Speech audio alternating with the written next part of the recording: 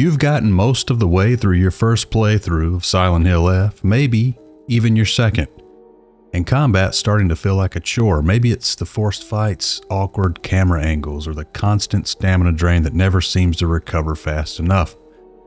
In this video, I'll share the advanced tips I've learned after 3 full playthroughs that will help you master the combat system and actually enjoy those tougher encounters.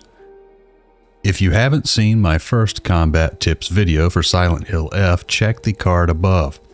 In this one, we're going beyond that guide, breaking down the best items, weapons, Omamori setups, and tactics that make every difficulty, from story to Lost in Fog, more manageable. Let's start with the items. The 2 best items in the game are Higashi and Chocolate. Higashi gives you 60 seconds of unlimited stamina, and Chocolate restores some sanity while halting sanity drain. Both are excellent alone, but even better when paired with certain Omamori builds that we'll cover later. Kudzu Tea is useful for replenishing health and sanity over time, but it takes up a full slot that could hold 3 chocolates or divine waters. If you're sitting on extra items, either consume or enshrine them for faith. Faith fuels your upgrades, so every spare item counts. Carry healing items, but if a healing item can be enshrined, then do it. Bandages and first aid kits will cover your immediate needs. And remember, use your items. Silent Hill F constantly pushes your inventory limit. Drop or use low value items before leaving loot behind. If you find a sacrifice item and a shrine isn't far behind you, return and enshrine it. It's better than taking up an inventory slot longer term. After acquiring your first heavy weapon, carry at least 1 heavy weapon and 2 knives.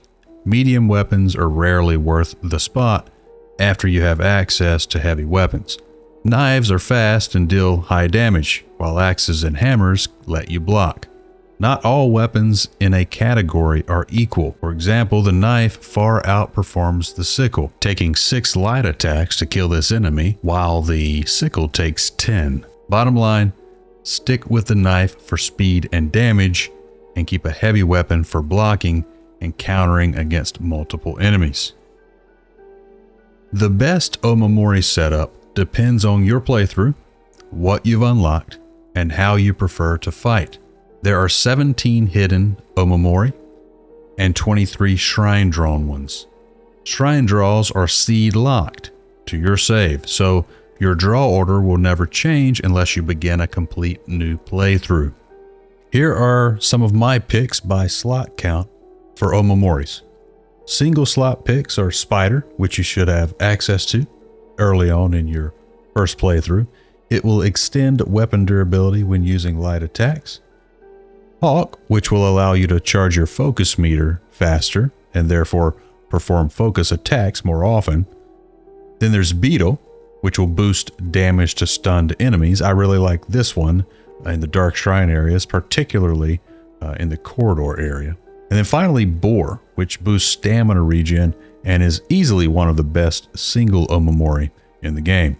Once you have access to a second Omamori slot, you can start working on combos, things like Suzuran with Rabbit, which will provide you with easier perfect dodges and a new counter move. Crab will prevent durability loss when attacking from focus, while Wolf will grant you bonus damage for using high durability weapons. Serpent will perform an automatic counter anytime the visual hint appears on screen, but it costs sanity. That cost can be offset by Hound, which replenishes sanity on kills. Another good combo with Hound is Tanuki, which effectively doubles your health pool by redirecting physical damage away from your health bar and to your sanity bar first. For 3 slot combos, I recommend Crab with Owl and Mantis, which will provide infinite durability during focus attacks and will heal you on counter. If you pair this with an axe, you can do pretty safe counterplay by blocking while waiting for an opening. Then you have Suzuran again with Rabbit, but adding in Swallow for high offensive potential since Swallow boosts damage after a counter. that is not a focus counter, which is exactly what you'll be doing with Rabbit.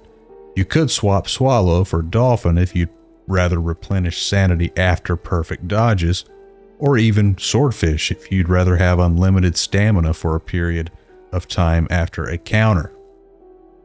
For 4-slot setups, a good one is adding Tanuki to the Suzuran plus Rabbit plus Dolphin trio for sustain and safety.